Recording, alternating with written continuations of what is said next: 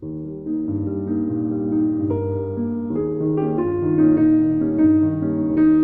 우리가 읽은 시편 8편은 표제어에서 보듯이 다윗이 쓴 시편입니다. 여러분, 다윗이 누구입니까? 사도행전 13장 22절에서 보듯 이새의 아들 다윗은 하나님의 마음에 합한 사람이었습니다.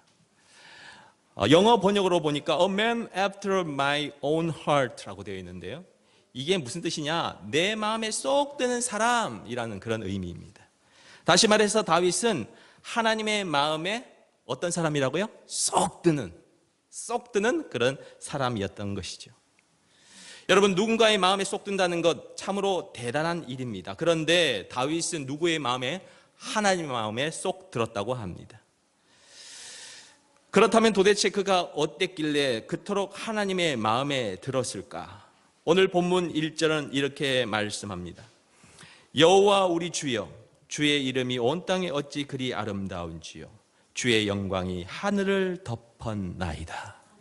무슨 말입니까? 한마디로 말하면 다윗은 온통 그의 관심과 시선이 하나님을 향하고 있더라는 것입니다. 그의 관심은 다른 데 없었어요. 오직 하나님을 바라보고 있었고 하나님께만 있었다는 것입니다. 그래서 하나님의 이름이 온 땅에 울려 퍼지고 그분의 영광이 온 땅에 가득함을 보고 너무너무 기뻐했다는 것을 오늘 1절을 통하여 우리는 보게 되는 것이죠. 여러분, 우리는 어떻습니까? 과연 우리의 관심이 오직 주님뿐입니까? 아니면 다른 것에 있습니까? 저와 여러분 모두가 다윗처럼 온통 모든 관심을 주님으로 향할 수 있기를 바랍니다. 다윗처럼 우리의 시선이 주님을 향할 수 있기를 간절히 소망합니다. 다윗은 그의 시선이 온통 하나님을 향했기에 그가 보는 모든 것에서 하나님이 행하시는 크고 놀라운 영광, 그 크고 놀라운 일들을 보고 있더라는 것입니다. 2017년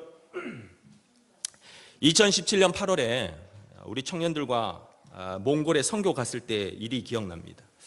사역을 다 마치고 선교사님께서 우리 청년들을 수고했다고 테를지라는 아주 몽골의 유명한 휴양지로 우리를 데리고 가셨어요.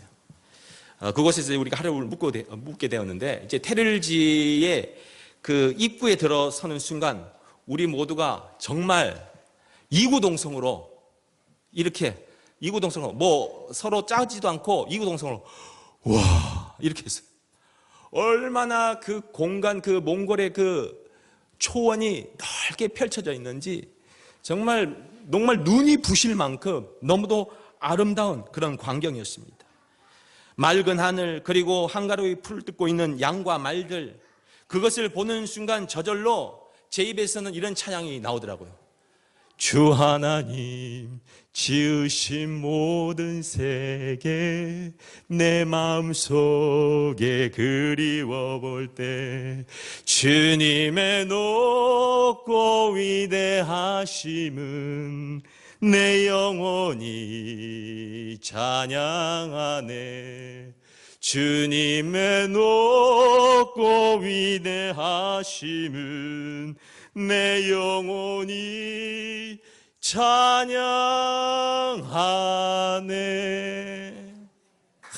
그 광경을 보니까 너무 아름답고 너무 놀랍고, 근데 그 광경을 보는 순간 하나님 너무 감사합니다. 그저 입에서 그렇게 터져 나오는 것을 경험하게 되었습니다. 여러분, 오늘 다윗도 마찬가지였다고 생각이 되어요.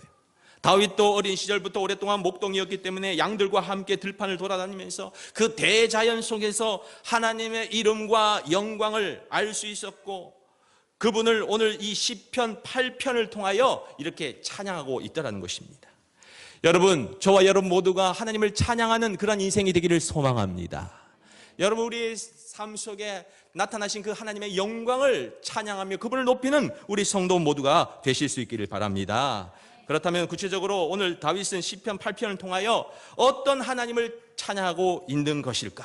그것을 살펴보고자 합니다. 첫 번째로 다윗은 온 우주 만물을 창조하시고 이 지구를 창조하신 하나님을 찬양하고 있더라는 것입니다.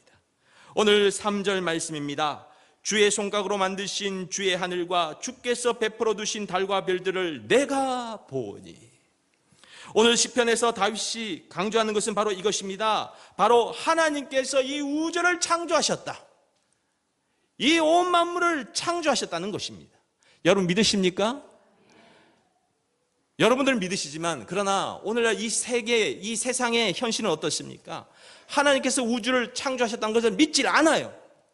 대신 우주와 지구는 대폭발이라는 어떤 빅뱅을 통해서 우연히 만들어졌다라고, 그리고 계속 진화하고 있다라고 믿고 있다는 것입니다. 여러분, 창조론이 믿기가 쉬울까요? 아니면 진화론이 믿기 쉬울까요? 저는 아무리 생각해도 세상에 모든 물건, 그 세상에 있는 모든 것들이 여러분 아시잖아요. 그냥 우연히 생기지 않잖아요.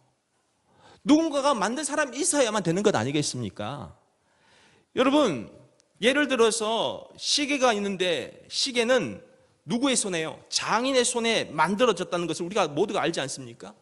만약 부품이 저절로 움직여서 시계가 만들어졌다면 그거를 믿을 사람이 과연 누가 있겠냐는 거예요. 이처럼 작은 시계도 누군가가 만드는 사람이 있는데 하물며 이 우주는 그냥 존재하고 있는 것일까? 여러분, 그것이 믿겨지지가 않는다는 것입니다. 오히려 창조론보다 진화론을 믿는 것이 더 큰 믿음이 필요하다는 것을 우리는 깨닫게 되는 것이죠. 여러분, 오늘 다윗은 고백합니다. 하나님이 온 세상을 창조하셨다. 오늘 이 세상에 진화론을 믿고 다른 것을 믿는 사람들을 향하여 다윗은 말하고 있습니다. 이 우주는, 이 세상의 만물은 하나님께서 창조하셨다. 여러분, 저와 여러분도 이 다윗의 고백을 할 수 있기를 바랍니다. 온 우주는 하나님께서 만들어주셨다. 하나님께서 만드셨다. 여러분, 다윗은 이 믿음을 결코 놓지 않았습니다. 그리고 이러한 창조의 신앙을 가지고 대자연을 바라봤고 하늘을 바라봤더니 무엇을 보게 되었다고요? 하나님의 영광을 보게 되더라는 것입니다. 여러분, 저와 여러분 모두가 하나님께서 이 우주와 우리가 살고 있는 세상을 창조하셨다는 사실을 굳게 믿을 수 있기를 바랍니다. 학교에서 그렇게 진화론을 배워도 우리는 아니야, 하나님이 창조하셨어, 하나님께서 이 땅을 만드셨어, 이런 믿음의 신앙으로 살아갈 수 있기를 바랍니다.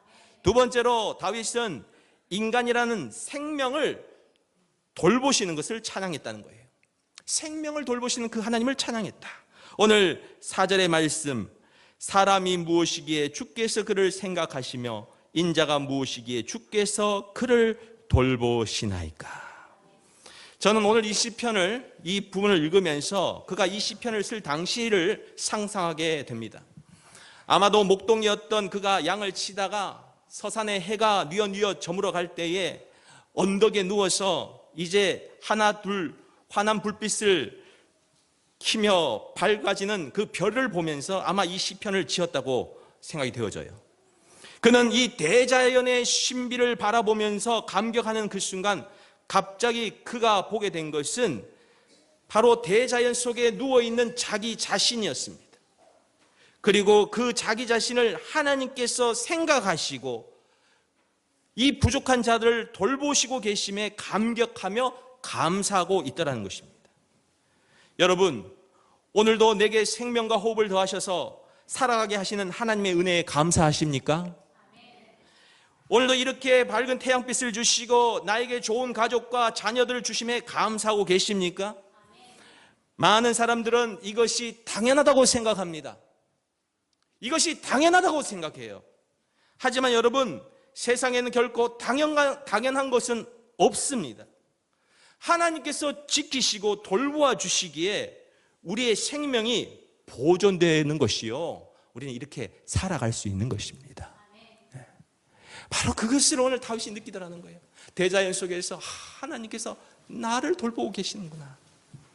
나를 그렇게 사랑하셔서 나를, 이 부족하고 연약한 내가 무엇이기에, 정말 내가 무엇이기에 주께서 이렇게 돌보시고 이렇게 나를 감사해 주시나 하는 그런 감사의 고백을 하고 있더라는 것이죠.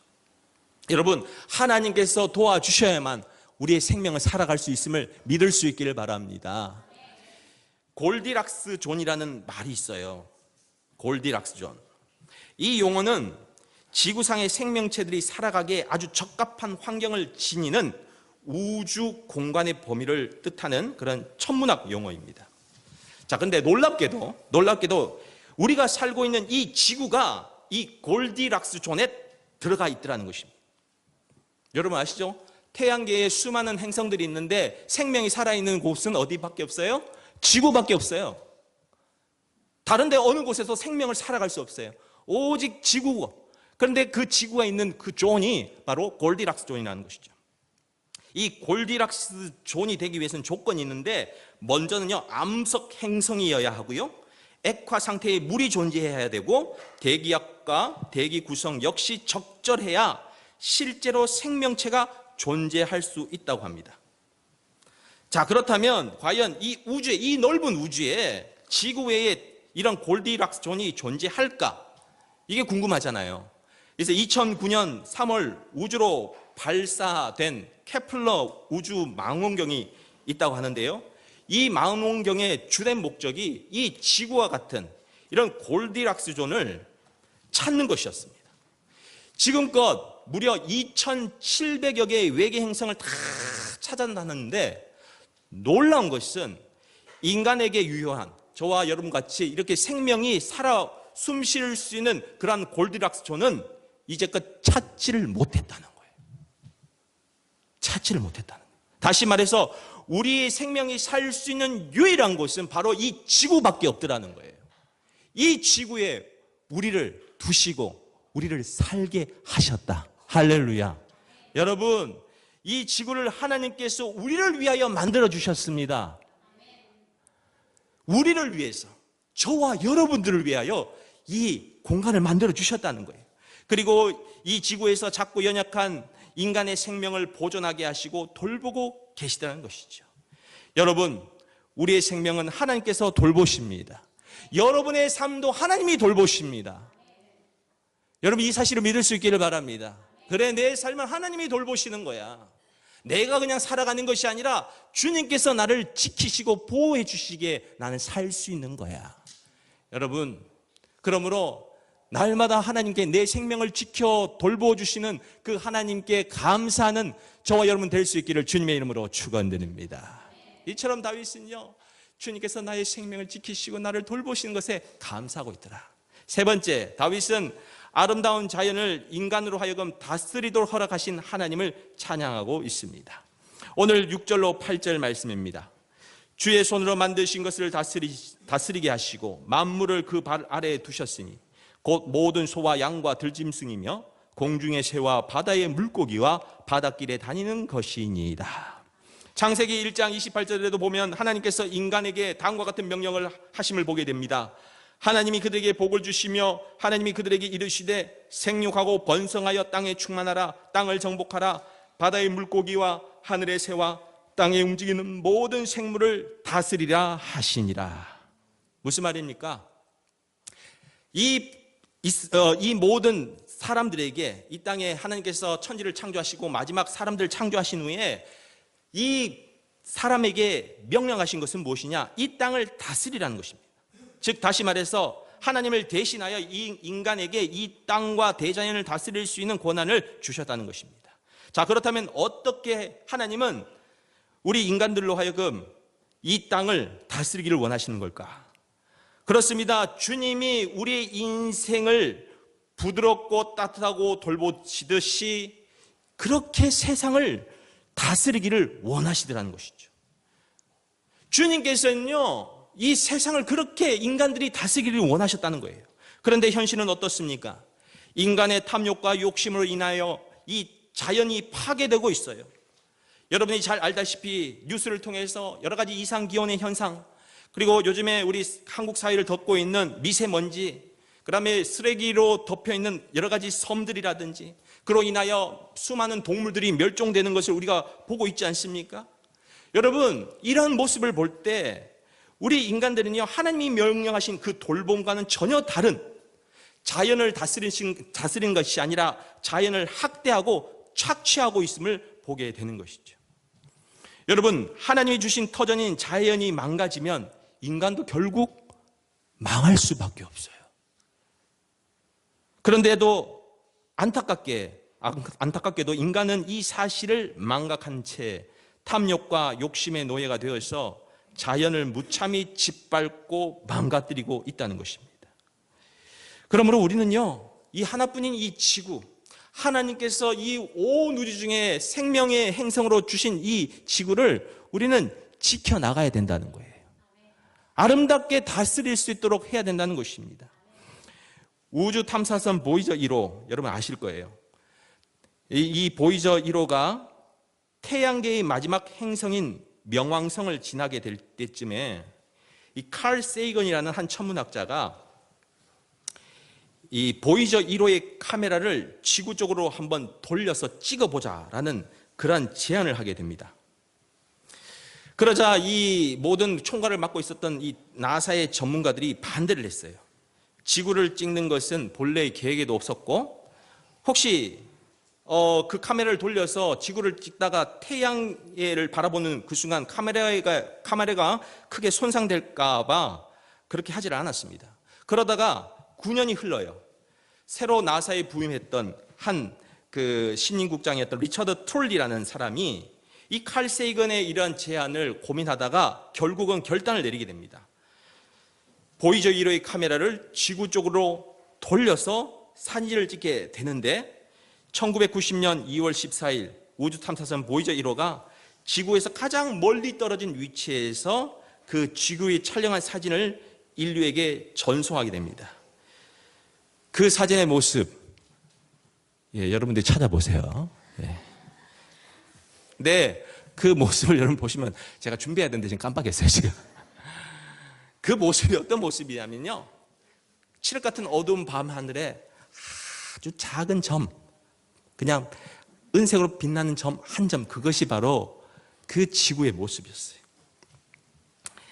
지구와 태양 간의 거리가 40배나 되는 60억 킬로미터에서 떨어진 곳에서 보이저 1호가 잡은 지구는 그야말로 먼지 한 톨과 같은 그런 모습이었습니다. 그리고 이 칼 세이건은 이 사진의 제목을 이렇게 붙였습니다. 창백한 푸른 점, 창백한 푸른 점이라는 그런 제목을 붙이고, 이 광경을 보고서는 여기 있다, 여기가 우리 고향이다라는 아주 감동적인 소감을 다음과 같이 기록했다고 합니다. 제가 한번 읽어드릴게요. 여기 있다, 여기가 우리의 고향이다. 이곳이 우리가 사랑하는 모든 이들, 우리가 알고 있는 모든 사람, 당신이 들어봤을 모든 사람, 예전에 있었던 모든 사람이 이곳에서 삶을 누렸다. 우리의 모든 즐거움과 고통, 확신에 찬 수많은 종교, 이데올로기들, 경제 독트린들, 모든 사냥꾼과 약탈자, 모든 영웅과 비겁자, 문명의 창조자와 파괴자, 왕과 농부, 사랑에 빠진 젊은 연인들, 모든 아버지와 어머니, 희망에 찬 아이들, 발명가와 탐험가, 모든 도덕교사, 모든 타락한 정치인, 모든 슈퍼스타, 모든 최고 지도자, 인간 역사 속의 모든 성인과 죄인이 여기 태양빛 속에 부유하는 먼지의 티끌 위에서 살았던 것이다. 지구는 우주라는 광활한 곳에 있는 너무나 작은 무대이다. 승리와 영광이란 이름 아래 이 작은 점의 극히 일부를 차지하려고 했던 역사 속의 수많은 정복자가 보여진 피해 역사를 생각해보라. 이 작은 점의 한 모서리에 살던 사람들이 거의 구분할 수 없는 다른 모서리에 살던 사람들에게 보여주었던 잔혹함을 생각해보라. 서로 얼마나 자주 오해했는지, 서로 죽이려고 얼마나 애를 써왔는지, 그 증오는 얼마나 깊었는지 모두 생각해보라. 우리의 작은 세계를 찍은 이 사진보다 우리의 오만함을 쉽게 보여주는 것이 존재할까? 이 창백한 푸른 점보다 우리가 아는 유일한 고향을 소중하게 다루고 서로를 따뜻하게 대해야 한다는 책임을 적나라하게 보여주는 것이 있을까? 이 칼 세이건이라는 사람이 이 점을 보면서 그가 느꼈던 것은 바로 이거였어요. 그 작은 점, 그 작은 점에 수많은 역사들이 흘렀고 그것에 수많은 사람들이 살았고 했지만 여전히 서로를 죽이고 다투고 서로를 미워하고 살아가는데 마지막이 뭐였어요? 서로 따뜻하게 대하고 살아가는 것. 그것이 바로 우리에게 필요한 것이 아닌가라는 것을 우리에게 말해주고 있습니다. 여러분, 이 글을 읽으면서 여러분 무엇이 느껴지십니까? 지구는 우주 속에 떠다니는 생명의 방주라는 것이. 그런데 이 방주 속에서 우리는 서로 경쟁하며 물고 뜯으며 미워하며 증오하며 욕심과 탕욕으로 살아가고 있더라는 것입니다. 이것이 얼마나 오만한가라는 것을 말해주고 있죠. 이 저자의 말대로 우리는 이 작은 곳에서 오히려 서로 따뜻하게 대하며 사랑하며 살아가야 하는 것이 아닌가라는 것입니다. 그것이 바로 하나님이 우리에게 바라시는 것임을 우리는 다시 한번 깨닫게 됩니다. 사랑하는 성도 여러분, 우리 모두 사랑하며 살아가십시다. 내 곁에 있는 사람을 소중히 여기며 살아가십시다. 그 우주에서 그 작은 한 톨에서 여러분 서로 물고 뜯고 자기를 위해서 그렇게 살아가는 것이 아니라 서로를 배려하고 서로를 위하여 살아간다면 이 아름다운 별이 정말 영원토록 사랑하는 그런 아름다운 공동체가 되지 않을까 생각이 되어집니다. 여러분, 오늘 저희는 이제 야외에 나가서 그런 사랑의 실천을 함께 했으면 좋겠습니다. 우리가 오늘 야외에 나가서 대자연의 속에서 하나님이 주시는 그 은혜를 여러분 누렸으면 좋겠고요. 두 번째로 나와 함께하는 그 우리 사람들, 내 곁에 있어서 고마워 하면서 여러분 서로 손도 잡아주시고 서로 따뜻한 사랑의 말도 전하는 그런 아름다운 시간이 되었으면 좋겠습니다. 여러분, 오늘 하나님께서 여러분에게 이러한 자리를 마련해 주셨다는 것을 기억하시고 오늘도 오늘 말씀처럼 우리 다윗의 고백처럼 우리도 하나님 당신을 찬양합니다. 하나님 영광 받아 주옵소서. 그렇게 살아가는 오늘 하루 되시기를 주님의 이름으로 축원드립니다. 기도하겠습니다.